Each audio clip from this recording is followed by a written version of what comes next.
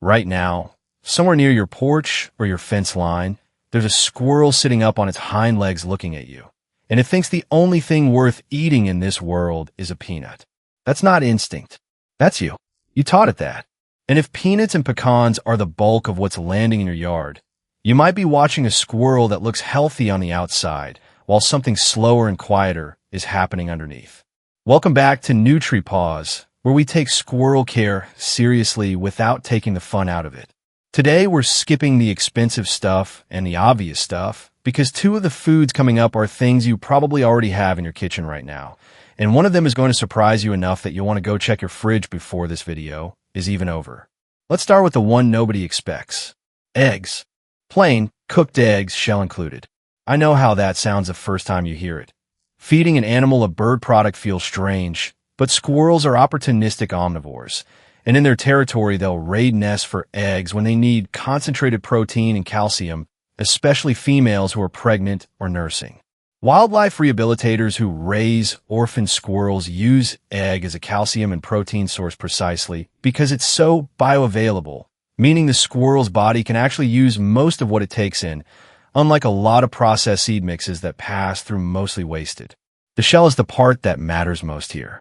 Ground into a fine powder or crushed into small enough pieces.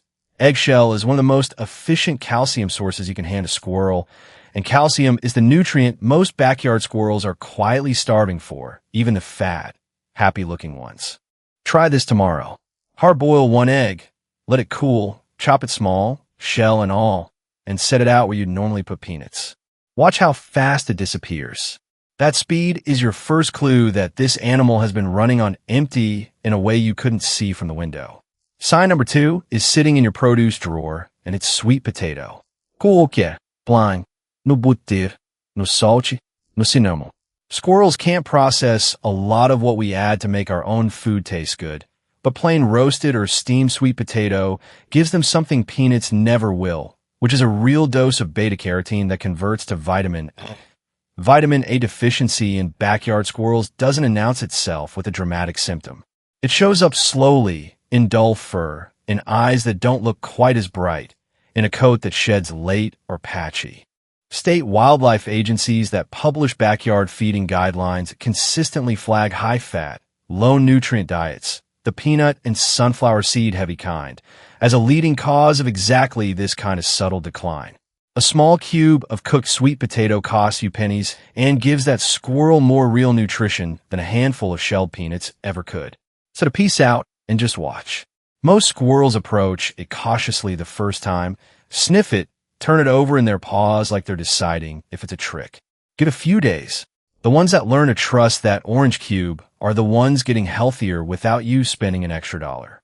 Here's something worth knowing before we go further, because signs 5 and 6 are going to change how you think about the seeds you're already buying. And one of them involves a food a lot of people assume is completely safe simply because squirrels seem to love it so much.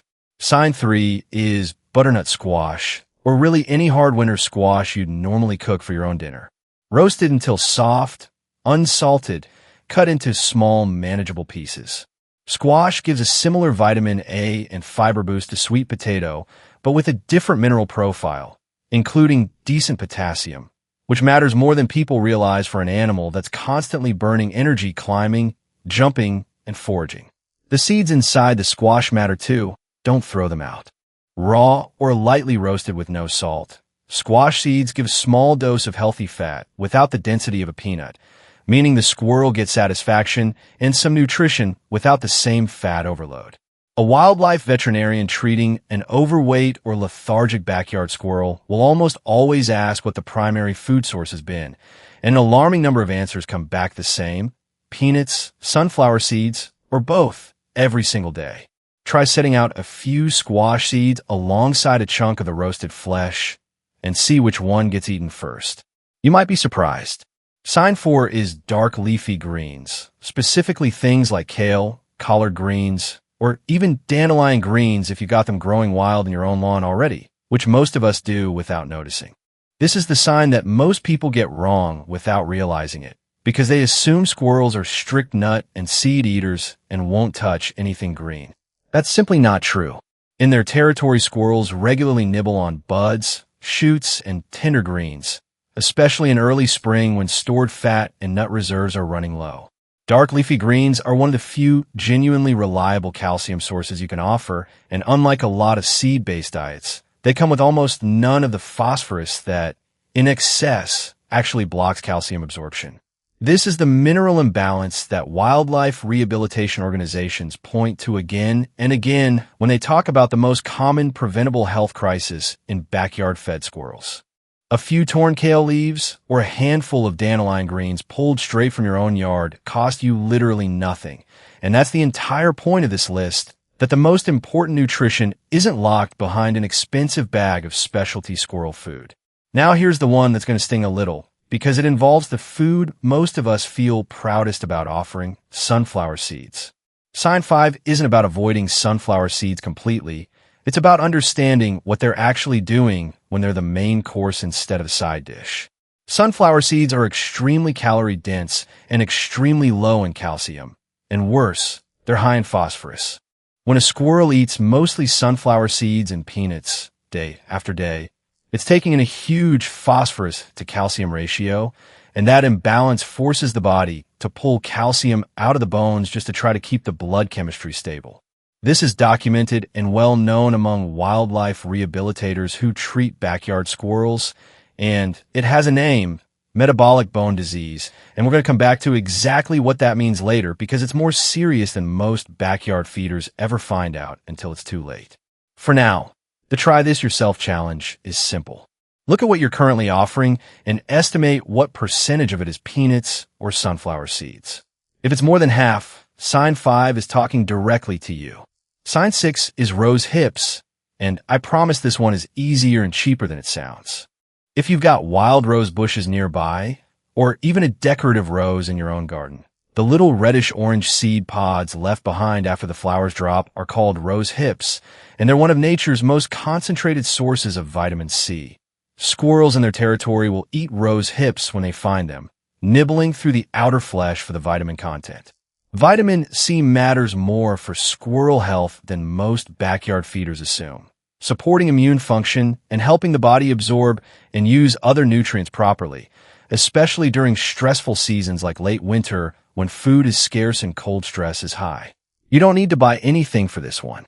If you've got a rose bush, let a few hips ripen instead of deadheading every bloom, and set some out once they've turned soft and reddish. It costs you literally $0 and gives that squirrel access to a nutrient most backyard diets are completely missing. Sign 7 is plain cooked oats, the kind you'd make for your own breakfast, just without sugar, salt, milk, or flavoring of any kind. Oats give squirrels fiber and slow-releasing energy without the fat overload of nuts. And fiber matters more than people think for an animal whose entire digestive system evolved around foraging for a wide variety of plant material, not sitting still eating one dense, oily food over and over. A small spoonful of plain cooked oats, cooled completely, mixed in with a few pieces of the other foods we've talked about, rounds out what would otherwise be a very fat-heavy, very narrow diet. It's the food equivalent of a whole grain side dish instead of just dessert, and it costs you almost nothing because a single container of plain oats will last you months of occasional feeding. Try mixing a spoonful in with a small piece of sweet potato or squash, and see if the squirrel eats around it or actually works through the oats too. Most do, once they've had a few tries. Which brings us to sign 8, the one that matters more than all the others combined, because it's not really about food at all. It's about what happens to a squirrel's body over years of a diet that looked generous but wasn't balanced. Metabolic bone disease is the quiet, slow consequence of exactly what we've been talking about, a diet too heavy in phosphorus-rich seeds and nuts and too light in calcium. It doesn't happen overnight. It happens gradually, month after month, as the body keeps pulling calcium from the bones to correct a chemistry imbalance that never gets fixed because the diet never changes. Wildlife veterinarians who treat backyard squirrels see the end stage of this condition more often than most people realize. Animals with weakened, sometimes fractured limbs, animals that move stiffly or seem uncoordinated, animals whose bodies simply couldn't keep up with what they were being fed. And here's the part that's hard to sit with.